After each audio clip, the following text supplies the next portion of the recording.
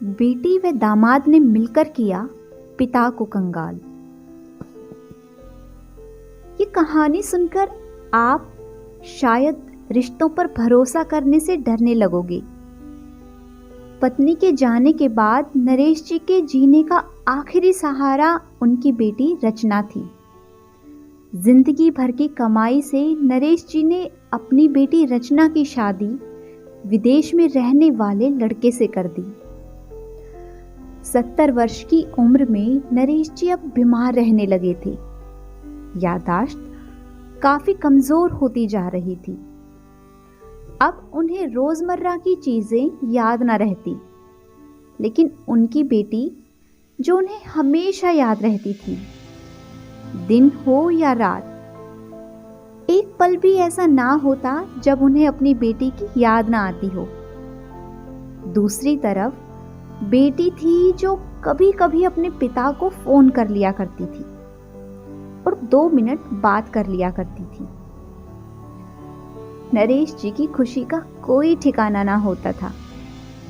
जब भी बात होती तो नरेश जी रचना से बोलते, बेटा घर कब आओगी?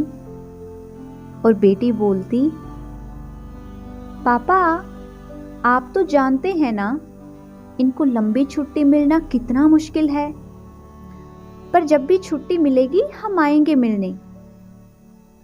बूढ़े पिता की आंखें टकटकी लगाए अपनी बेटी का इंतजार करती रहती। एक दिन बेटी का विदेश से फोन आया। हेलो हेलो, सुन रहे हैं ना पापा? रचना बोल रही हूं। कैसे हो पापा आप? मैं ठीक हूं बेटा। तुम और दामाद जी कैसे हो? हम दोनों ठीक हैं। मैं अगले हफ्ते गांव आ रही हूं पापा, आपको लेने। अब हम सब साथ में ही दुबई में रहेंगे, ठीक है ना पापा? तुम्हारे दामाद जी बोल रहे थे पापा को यहाँ पर लेकर आओ, बेचारे अकेले वहां परेशान होते होंगे। पिता की बूढ़ी सूखी आंखें आंसुओं से भीग गई। उसके कमजोर शरीर में खुशी की लहर दौड़ गई। बेटी और दामाद का अपने प्रति प्रेम देखकर पिता का मन भर आया। बेटी ने आगे कहा, पापा तैयार रहना, उनको ज्यादा छुट्टी नहीं मिलती। जिससे जितने पैसे लेने हैं और जो कैश बैंक में है सब तैयार रखना। तब तक आपके दामाद जी प्रॉपर्टी डीलर से बात कर लेंगे घर के लिए। पिता ने कहा, घर के लिए? क्यों बेटा? तो बेटी बोली, हाँ पापा, गांव के घर का अब क्या करना? कौन जाएगा अब वहां रहने? हमें बेचना ही पड़ेगा। अब हम सब साथ में ही रहने वाले हैं, तो वहां पर घर रखने का कोई मतलब नहीं है पापा। बुढ़ापे की वजह से ठीक से चल भी नहीं पाते थे नरेश जी, फिर भी पूरे मोहल्ले में घूम घूम कर अपनी इस खुशखबरी को सबको सुनाया। सभी को खुशी हुई, सबको लगा अच्छा है, नरेश जी के आखिरी दिन अपने परिवार के साथ खुशी से बीत जाएंगे। घर वापस आकर नरेश जी ने अपने घर के कोने कोने को ऐसे देखा जैसे अपनी दूसरी संतान को देख रहे हों। देखें भी क्यों ना, उस घर को उन्होंने अपनी खून पसीने की कमाई से बनवाया था। अपनी पत्नी के साथ बहुत सारे सपने भी उसी घर के छत के नीचे देखे थे। अपनी जीवन संगिनी के साथ जिंदगी के 45 साल बिताए थे, लेकिन आप मजबूर थे। बुढ़ापे के आखिरी साल बेटी और दामाद के साथ बिताना चाहते थे वो, और दिल पर पत्थर रखकर घर बेचने के लिए नरेश जी तैयार हो गए। आनन फानन में दामाद ने घर को आधे दामों पर बेच दिया और सारे पैसे दुबई की करेंसी में चेंज करवाकर धोखे से सब अपने नाम करा लिया और सभी दुबई जाने की तैयारी करने लगे। नरेश जी ने ज्यादा नहीं लेकिन अपनी पत्नी की फोटो और उनकी कुछ यादें अपने साथ ले ली। फिर दामाद के साथ टैक्सी में बैठकर एयरपोर्ट के लिए निकल गए। एयरपोर्ट पर जाकर बेटी और दामाद ने कहा, पिताजी आप यहाँ बेंच पर बैठिए, हम दोनों जाकर सामान और बोर्डिंग पास की जांच करा कर आते हैं। वहां वक्त लगता है और खड़ा रहना पड़ता है, आपको खामखा तकलीफ होगी। आप यहीं आराम करिए, रचना कुछ देर बाद आएगी और आपको ले जाएगी।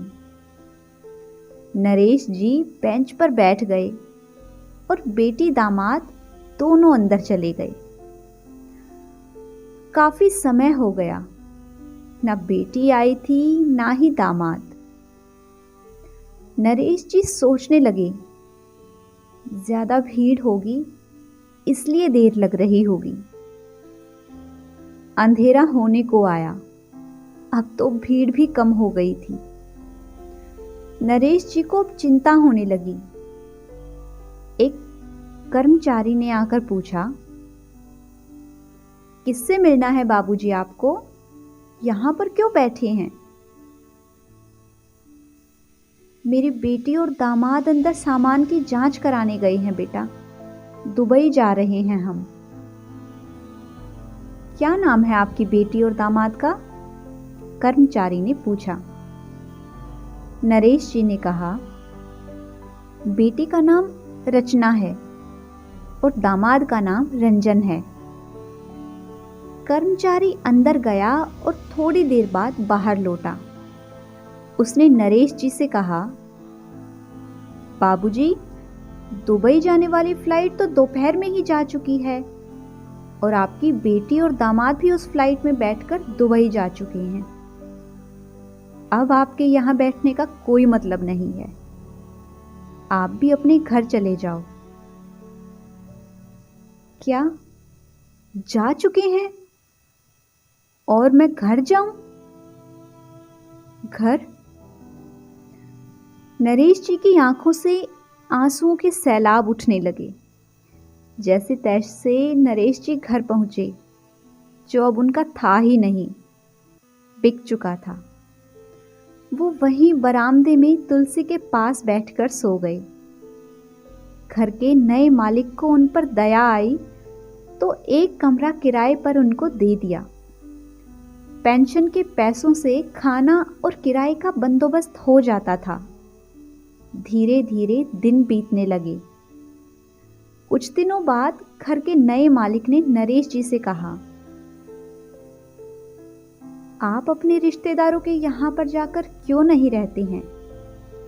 इस उम्र में आपके लिए वही अच्छा होगा।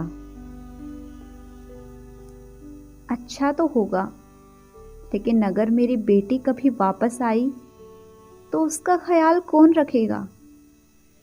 मेरी बेटी बहुत भोली है, उसे अपना ख्याल रखना बिल्कुल नहीं आता। मैं कहीं नहीं जाऊंगा, क्या पता कब उसे मेरी जरूरत पड़ जाए। पिता ने कहा। तब मकान मालिक बोला,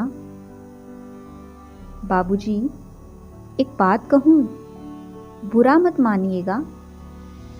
आपकी बेटी ने धोखे से आपका सब अपने नाम करा लिया और आपको सड़क पर मरने के लिए छोड़ दिया, और आपको अभी भी लगता है कि वो भोली है?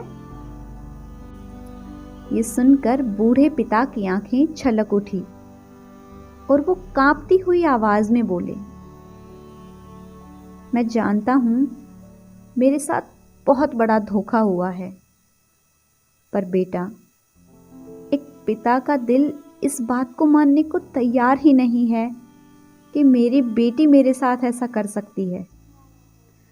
इतना कहकर बूढ़ा पिता फूट फूट कर रोने लगा। दोस्तों, अगर आप सभी को आज की ये वीडियो पसंद आई है तो वीडियो को लाइक कीजिए अपनी फैमिली के साथ शेयर कीजिए। अगर आपने अभी तक इस चैनल को सब्सक्राइब नहीं किया है तो जल्दी से चैनल को सब्सक्राइब कर लें। Thanks for watching.